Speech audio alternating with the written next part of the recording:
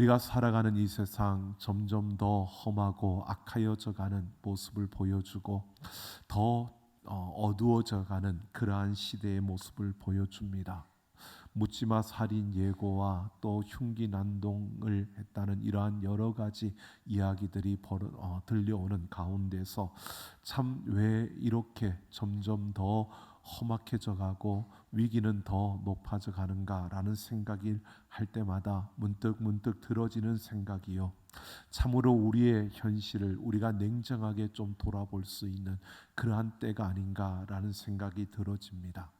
사람마다 소원은 많은데 그 소원을 원하면서 그 소원만큼 마음은 들이지 않고 있고요, 사람마다 갈망은 큰데 그 큰 갈망만큼 그들은 땀을 흘리려고 하지 않습니다. 또 사람마다 소외되기 싫어서 나와 함께하는 내 편을 만들기를 원하고 대중 속에 함께 들어가기를 원하지만, 그러나 정작 다른 사람들을 알려고 하지 않고 또 다른 사람들과 어울리려고 하지 않고 다른 사람들의 일에 관심을 기울이지 않는, 이것이 바로 우리 현대인들의 모습이 아닌가라는 생각을 해보면 결국 우리 스스로 그런 위기와 위험을 만들어가고 있는 그러한 걸음들이 아닌가라는 생각을 해봅니다. 이게 왜 그럴까? 힘들어서, 경제적으로 힘들어서, 너무나 사회가 힘들어서 그렇게 말을 하지만 실제로 우리는 이전보다 좀 더 부유하고 풍요로운 세상을 살아가고 있습니다.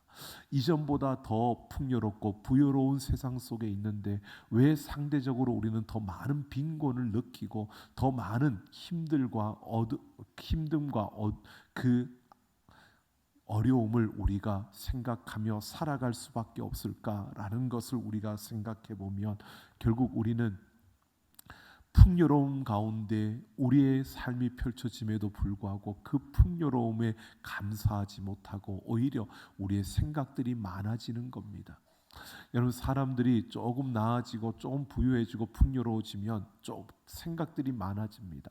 근데 그 많은 생각들이 잘못된 대로 향하기 시작하면 그 풍요로움이 오히려 우리에게 해가 되고 아픔이 되고 우리의 상처가 되는 이러한 일들이 펼쳐지는 것을 보게 됩니다. 결코 그러한 모습은 하나님이 기뻐하시는 모습은 아닐 것입니다. 오늘 다윗이 이스라엘의 왕이 되어서 이제 예루살렘을 정복하고 그 다윗성이라 이름하고 하나님의 임재를 소망하며 그 하나님의 법궤를 그 예루살렘으로 옮겼습니다. 참으로 이렇게 모든 것이 평탄함 가운데 이루어지는 그 가운데서 다윗이요, 다윗의 마음에도 많은 생각이 있었는데 남다른 생각을 했습니다. 자기를 위한 생각이 아니라 하나님을 위한 생각을 하고 남다른 생각을 하는 이 다윗의 모습과 그에 반응하는 하나님의 그 일들, 그 역사를 오늘 우리가 함께 보게 됩니다. 그러는 가운데 하나님께서 다윗에게 약속을 주시는데 이 하나님의 약속을 붙들고 나아가는 다윗 왕국의 그 걸음, 오늘 우리가 함께 살펴보면서요, 오늘 우리에게 주어진 하나님의 약속을 붙들고 이 땅을 살아갈 때에 오늘 우리의 삶 속에서 우리가 그 약속을 이루며 누리며 살아가기 위해서 오늘 우리는 어떻게 해야 될 것인가를 함께 생각해 보려고 합니다. 오늘 1절 말씀을 보면 하나님이 주위의 모든 원수들을 무찔러서 다윗의 왕국을 더욱더 견고하게 하셨을 뿐만 아니라 다윗이 평안히 살 수 있는 이러한 시간을 주셨다라는 것을 언급합니다. 다윗에게 이런 꿈 같은 시간이 찾아올 줄은 생각지도 못했을 것입니다. 그가 힘겹고 어려운 일을 겪을 때에 이런 좋은 시간, 이런 평화로운 시간이 그에게 주어질 것이라고 그는 생각지 못했을 것입니다. 하루하루가 삶과 죽음의 갈림길이었고 정말 위기가 끊임없이 찾아오는 그때에도 그는 하나님을 붙들었고 그래서 하나님의 임재하심을 구하며 나오는데 평안히 거하는 이러한 시간이 되었습니다.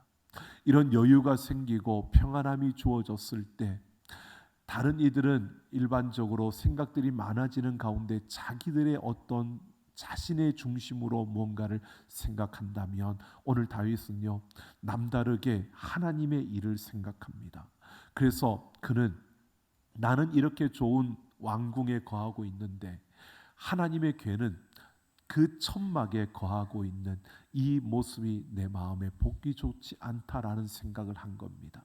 그래서 이 내가 거하는 이 왕궁처럼 하나님의 집을 지어줬으면 좋겠다라고 하는 이런 소망을 품게 됩니다. 이런 소망을 그가 선지자 나단을 불러서 그 나단에게 자신의 속내를 이야기합니다. 근데 나단이 듣기에도 참 너무나 왕이 좋은 생각을 하고 있는 좋은 소망을 품은 겁니다. 그래서 나단이요 그 마음을 좋게 여기고 하나님이 왕과 함께 계시니 마음에 있는 모든 것을 행하소서라고 이렇게 반응을 하는 겁니다.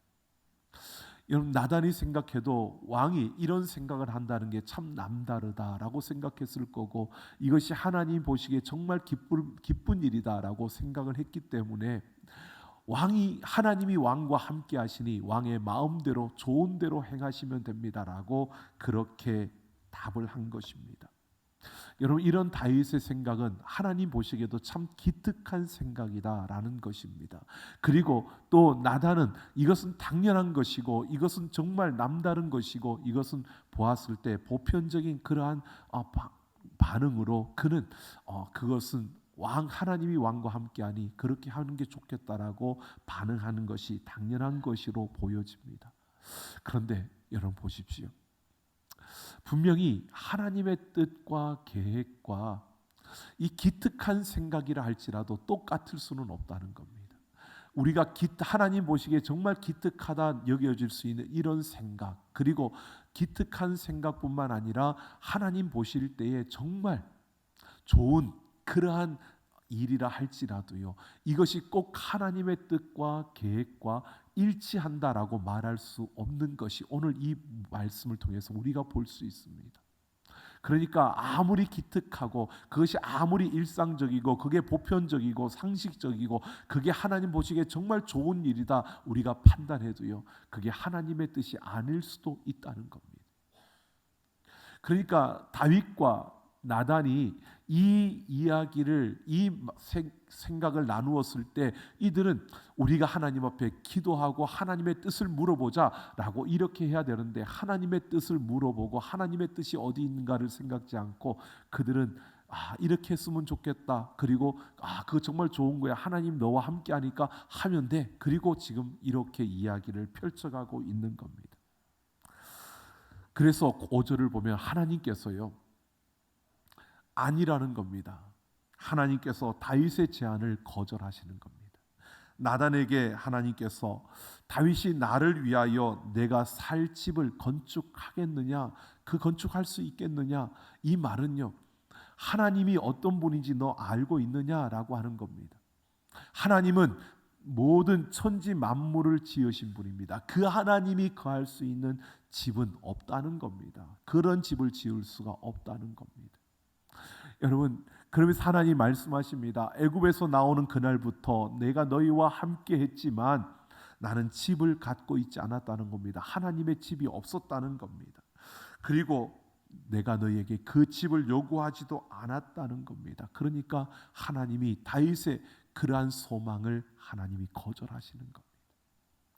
하지만 하나님께서 그런 소망을 품은 다윗, 그것이 하나님의 뜻과 하나님의 계획과는 다르지만 그러나 그런 소망을 품었던 그 다윗의 마음을 하나님이 기뻐하시면서요 오늘 다윗에게 약속을 줍니다. 하나님의 그 영원한 복을 약속하는 겁니다. 오늘 8절을 보면 내가 너를 목장 곧 양을 따르는 데에서 데려다가 이스라엘의 주권자로 삼았고 하나님이 원수들을 멸하여 위대하게 만들어 주겠다라고 합니다. 너를 내가 택하였고 너를 세웠고 이제 내가 어디를 가든지 너와 함께 하면서 그 이름을 위대하게 만들어 주겠다라고 약속하는 겁니다. 자, 그 이름을 위대하게 만들어 주겠다고 약속하면서요 11절을 보면 지금 다윗은 좋은 궁에 살고 있는데 하나님께서 다윗을 위하여 집을 지어 주겠다라고 합니다. 하나님이 그 이름을 위대하게 만들어 주겠다. 그러면서 구체적으로 다윗을 위한 집을 지어주겠다라고 하는데 그 집이 어떤 집인지를 12절에서 말해주고 있습니다. 내가 내 몸에서 날 내 씨를 내 뒤에 세워 그의 나라 왕위를 영원히 견고히 하리라 라고 합니다. 여러분, 여기서 내 씨, 다윗의 씨는요 바로 그 다음을 이어서 왕이 될 솔로몬을 의미하고 있습니다. 여러분, 하나님께서 다윗에게 정말 기쁘게 여기시면서 그 다윗의 후손인 솔로몬을 통해서 바로 그 왕위를 견고히 한다. 이 솔로몬뿐만 아니라 그 뒤를 이어서 일어날 다윗의 후손들을 통해서 이 왕조가 계속 이어질 것을 말씀하고 있는 겁니다. 그리고 그 왕조는 결국 어디까지? 그 다윗의 그 왕조에서 태어난 예수 그리스도에게까지 이를 것을 말하고 있는 겁니다. 바로 여러분, 이런 사실을 보여줍니다. 여러분, 다윗이 시작된 이 다윗의 왕국이요 계속 이어지는데 실제로 역사 속에서도 남북으로 갈려지는 가운데 북쪽은 여로보암이, 남쪽은 바로 다윗의 후손인 솔로몬의 아들 르호보암이 이어져 갑니다. 그런데 이 북쪽은 쿠데타가 중간에 일어나면서 왕조가 바뀝니다. 왕들이 새로운 왕조가 들어서는데, 그런데 남쪽 유다는 계속해서 다윗의 후손이 그 왕위를 이어가게 됩니다. 근데 그 다윗의 후손들이 다 선한 왕들이었느냐? 그것도 아니었습니다. 그들 중에는 악한 왕들도 있었습니다. 그런데 끊임없이 그 하나님의 약속대로 다윗의 후손의 그 왕조가 이어지고 그 후손들을 통하여서 예수 그리스도가 이 땅에 나게 되신다는 겁니다. 바로 하나님께서 이것을 약속해 주고 있는 겁니다. 다윗, 지금만이 아니라 너와 내 후손을 통해서 왕조가 이어지고 그 뒤에 예수 그리스도, 바로 영원한 하나님의 나라를 세울 예수 그리스도가 세워진다는 것을 말하고 있습니다. 그러니까 다윗의 아들 솔로몬이 하나님의 이름을 위하여 하나님의 집을 짓게 되는 것, 성전을 짓는 것, 이것을 말씀하고 있는 것처럼 또한 보여지지만, 한편으로는 예수 그리스도를 통해서 영원한 나라가 세워지는 사실을 우리에게 말해주고 있고 다윗에게 약속해주고 있는 겁니다. 여러분, 이 솔로몬이라고 하는 인물은요 그냥 솔로몬이 아니라 예수 그리스도를 예표하는 솔로몬입니다. 그래서 사무엘하 12장 25절을 보면 이 솔로몬의 이름이 여디디야라고 합니다. 여디디야라고 하는 이 이름의 뜻은 뭐냐면 사랑하는 자, 하나님께서 사랑하는 자라는 뜻입니다. 여러분, 솔로몬은 하나님께서 사랑하는 자입니다. 근데 하나님께서 사랑하는 자의 대표가 누군지 아십니까? 예수님입니다. 어떻게 알 수 있느냐? 예수님께서 이 땅에 오셔서 공생애를 시작하실 때 세례 요한에게 요단강에서 세례를 받으시고 올라올 때 하늘문이 열리면서요 하늘에서 성령이 비둘기같이 그 위에 임하시며 이런 음성이 들렸습니다. 이는 내 사랑하는 아들이요 바로 내 기뻐하는 자라고 말씀하셨습니다. 바로 내 사랑하는 아들이요 내 기뻐하는 자라, 바로 하나님의 사랑하는 자 여디디야, 바로 그가 예수 그리스도라는 것입니다. 바로 예수님은 이런 솔로몬을 예표하면서 바로 우리에게 이런 사실을 보여줍니다. 지금 하나님께서 다윗에게 약속을 주시는데 어떤 약속을 주느냐? 너의 후손을 통하여서 하나님의 거할 집을 짓게 된다는 이 약속을 주는데, 그 후손들을 통하여서 왕조가 이어질 뿐만 아니라 그 뒤에 예수 그리스도가 그 후손에게서 나고, 그리고 그 예수 그리스도가 영원한 하나님의 나라를 이룬다는 이 약속을 다윗에게 주고 있는 겁니다. 이것은 영원한 약속이라고 말씀하고 있습니다. 바로 영원한 하나님의 나라를 향한 그 영원한 약속이 지금 다윗에게 주어지고 있는 겁니다. 여러분, 다윗의 왕국은 그냥 사울이 죽고 이스라엘의 이제 왕이 될 만한 인물이었고 그러니까 다윗이 왕이 된 것이 아니라, 바로 하나님께서 그 이스라엘 가운데 영원한 하나님의 나라를 시작하고 다윗의 왕국 안에 바로 예수 그리스도의 영원한 나라를 숨겨두고 이렇게 그 나라를 시작하고 있는 모습을 보여주고 있습니다. 그러면서 14절을 보면요, 왕이 죄를 범할 때 아들이기 때문에 사람의 매와 인생의 채찍으로 징계하시겠지만 적어도 사울처럼 그 은총을 빼앗고 왕조를 무너뜨리지 않겠다라고 하는 놀라운 그 축복을 약속하는 것입니다. 바로 다윗에게 영원한 하나님의 나라를 약속하시면서 이렇게 약속하는 겁니다. 죄를 범할 때에는 채찍을 가하고 매로 징계하겠다는 겁니다. 하지만 그러나 그 왕조를 계속 이어가겠다는 겁니다. 사울처럼 그 은총을 빼앗아 왕조를 무너뜨리지 않겠다는 겁니다. 바로 그 약속이 이어져서 다윗의 왕조가 이어졌고요. 그리고 그 왕조 가운데 예수 그리스도가 나신 것입니다. 여러분, 오늘 이 약속이 예수 그리스도를 통하여 우리에게 주어진 줄로 믿습니다. 하나님께서는 다윗에게 이렇게 약속하고 있는 겁니다. 내가 너를 기뻐하여서 내게 약속을 주는데 너의 후손을 통해서 바로 영원한 하나님의 나라가 세워질 것이라고. 그리고 그 순간까지 너희가 힘들고 너희가 잘못하고 너희가 죄를 지을 때는 내가 채찍을 들고 매로 너희를 징계하겠지만 그러나 너희를 버리지 아니하고 너희를 놓지 아니하고 너희를 포기하지 않겠다고 하나님이 약속하시는 겁니다. 하나님이 그만큼 그들을 구원하고자 하는 구원의 열정이 하나님이 그만큼 강하시다는 것을 말씀하고요. 하나님의 그 열심을 사람과 세상의 그 어느 것도 막을 수도 없고 또 포기할 수도 없고 그리고 끊을 수도 없다는 사실을 말해주고 있는 겁니다. 여러분, 이 하나님의 약속이 예수 그리스도를 통해서 우리에게 주어졌습니다. 예수 그리스도를 믿는 자녀들에게 하나님의 나라가 주어졌고 영원한 하나님의 나라를 향한 소망이 주어졌고요. 그 나라가 열려졌고 그 나라를 향해 걸어갈 수 있게 되어진 것입니다. 여러분, 우리는 그 영원한 하나님의 약속, 다윗에게 주신 그 약속이 오늘 예수 그리스도 안에서 우리에게 주어진 줄로 믿습니다. 이 약속을 붙들고 우리는 살아가는데 분명히 기억해야 됩니다. 하나님의 그 열심과 열정을 그 누구도 막을 수 없고 하나님의 그 열정과 열심은 우리를 포기하지 아니하고 우리를 그냥 내버려 두지 아니하시고 우리를 그냥 끊어버리지 않으시는 줄로 믿습니다.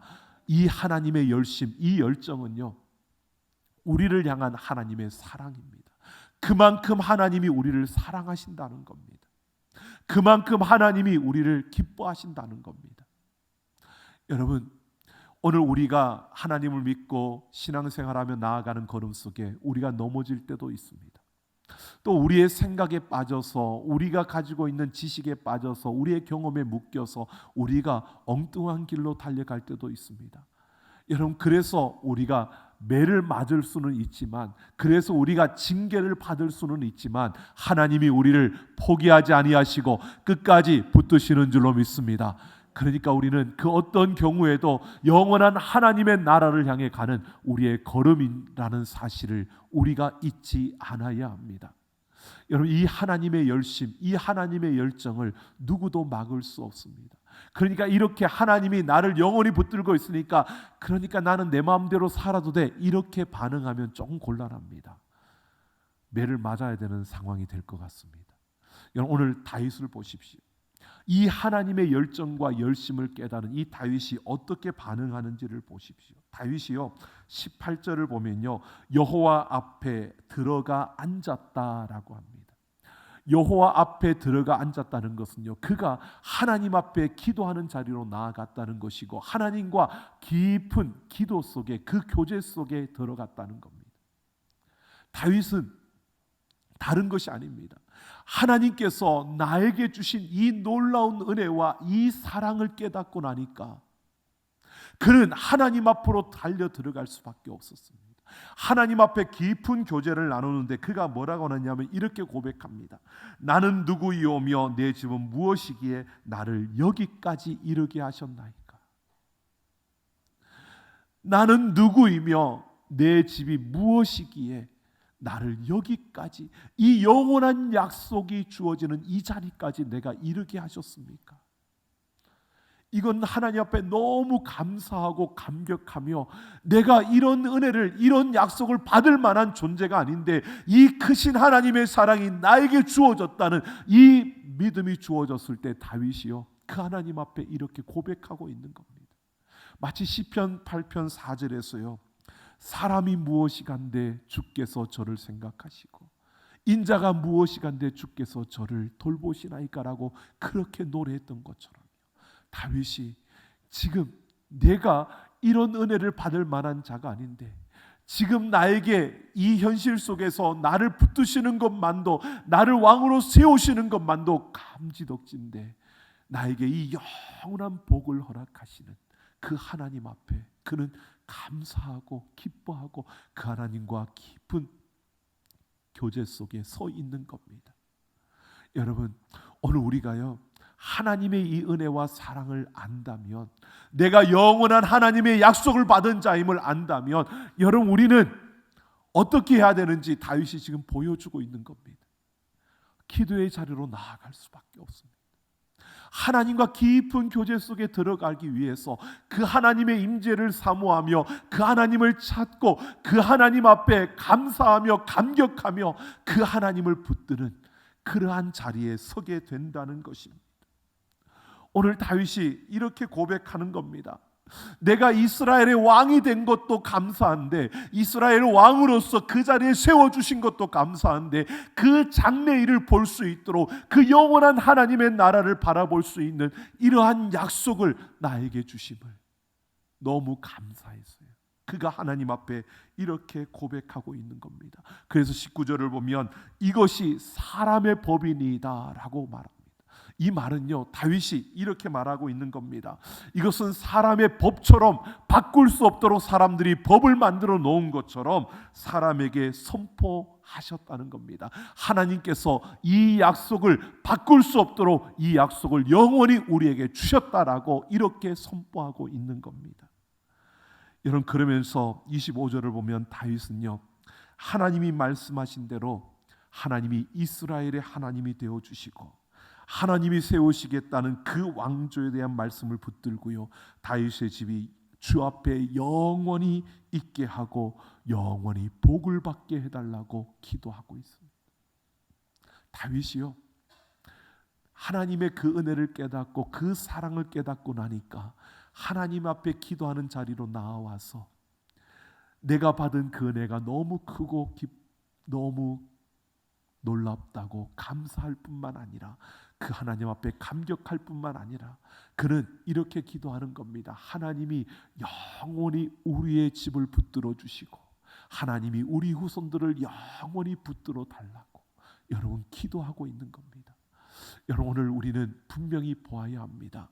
우리가 하나님의 그 크신 은혜와 그 구원의 그 감격을 우리가 안다면, 정말 하나님께서 다윗에게 약속하신 이 약속이 예수 그리스도 안에서 우리에게 주어진 것을 우리가 확신한다면, 오늘 우리는 하나님 앞에서요 우리가 기도의 자리로 나아가 그 하나님 앞에 감사하며 감격하며 내가 영원토록 이 하나님의 약속을 붙들고 살아가겠노라고, 나의 후손들이, 내 자녀들이 영원토록 이 약속을 붙들고 하나님 앞에서 살아가게 해달라고 우리는 그렇게 기도하며 나아가야 할 것입니다.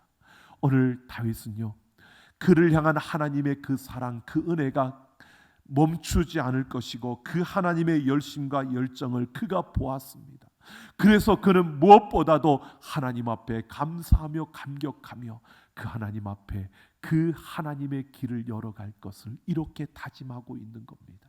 오늘 우리가 이 약속을 받은 자로서 주님 다시 오시는 그날까지 여러분 이 구원의 감격과 사랑을 우리가 빼앗기지 아니하고요, 그 하나님의 영원한 나라를 붙들고 우리와 우리의 후손이 영원히 복을 받기를 기도하며 달려갈 수 있는 우리가 되기를 예수님의 이름으로 축원합니다.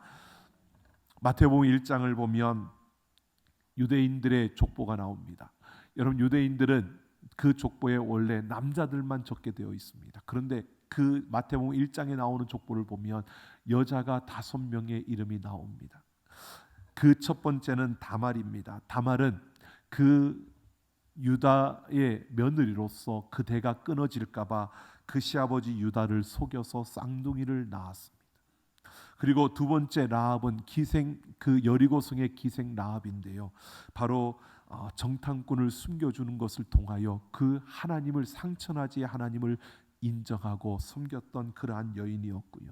세 번째 룻은 모압 여인으로 나오미 가정에 그 대를 잇게 하는 그러한 여인이었고요.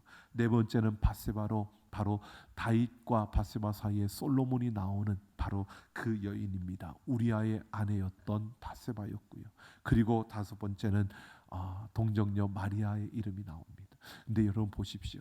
이 족보 가운데 나오는 이 5명의 여인들이요. 이 여인들을 통해서 그 대가 다윗의 후손의 대가 끊어질 그 위기를 이어가고 있습니다. 끊어질 위기에 이 여인들을 통해서 그 대가 이어지는 역사가 보여지고 있습니다. 여러분, 인간이 만든 역사 속에 사람의 욕심과 사람의 생각과 사람의 그 판단으로 그 역사가 끊어질 그 위기, 그 얼룩이 졌을 때 하나님은 그 얼룩을 놔둔 채요 거기에서 하나님의 방식으로 그 모든 것을 이어가셨습니다. 하나님의 약속을 이렇게 지키셨다는 겁니다. 하나님께서는 그 약속하신 대로 신실하게 그 역사를 이루셨습니다. 바로 구원에 대한 그 열정, 그 열심을 하나님은 쉬지 않고 포기하지 않고 이 역사 가운데서 바로 그 다윗에게 약속하셨던 약속을 이어오셨습니다. 그 하나님의 열심이 오늘 우리에게 임한 줄로 믿습니다. 그 하나님이 우리를 붙들고 우리와 함께 하시며 우리를 이끌어가고 계십니다. 내가 아무리 거부해도요 하나님은 우리를 놓지 않으십니다. 내가 아무리 엉뚱한 길로 가도요 하나님이 우리를 포기하지 않습니다. 여러분, 존 스토트라는 아주 유명한 신학자가 쓴 나는 왜 그리스도인이 되었는가라고 하는 책이 있습니다. 이 책을 보면 자신이 예수를 믿게 된 그리스도인이 된 이유 3가지를 쓰고 있습니다. 그 첫째는 천국의 사냥꾼 때문이고 사냥개 때문이고, 둘째는 예수님이 진리라는 것을 확신했기 때문이고, 세 번째는 십자가만이 유일한 답이기 때문이라고 합니다. 여러분, 십자가만이 유일한 답이다. 예수님이 진리라는 것을 확신했다. 여기까지는 우리가 쉽게 이해할 수 있습니다. 그런데 천국의 사냥개 때문에, 이 천국의 사냥개라고 하는 이 표현은요 책에 보면 이렇게 나옵니다. 프랜시스 톰슨이라는 시인이 이 대단한 여인이라는 시를 썼는데 거기에서 이 천국의 사냥개라는 표현을 했는데, 이 말은 우리가 원하는 길로 가고자 도망할 때조차도 끈질기게 쫓아온다는 뜻으로 천국의 사냥개라고 이렇게 쓴 겁니다. 존 스토트는 이렇게 고백합니다.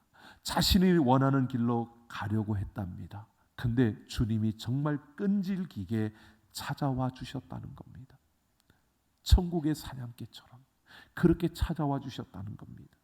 포기하지 않고, 자신의 뜻을 포기하지 않고 자기의 생각대로 자기 경험대로 내가 원하는 길로 가려고 그렇게 발버둥 쳤는데 하나님은 내가 굴복할 때까지 추격했다는 겁니다. 그리고 끝까지 물고 놓지 않고 나를 채찍질하면서 예수님을 믿도록 나에게를 그렇게 인도하셨다는 겁니다. 그래서 내가 예수를 믿게 되었다는 겁니다. 여러분, 이것은 하나님의 열심입니다. 이 하나님의 열심은 우리를 향하여 있고, 이 하나님의 열심은 그 어떠한 것도 막을 수 없고 거부할 수 없고 끊을 수 없고요, 또 도망칠 수도 없습니다. 여러분, 우리가 아무리 발버둥 쳐도 하나님은 우리를 포기하지 않습니다.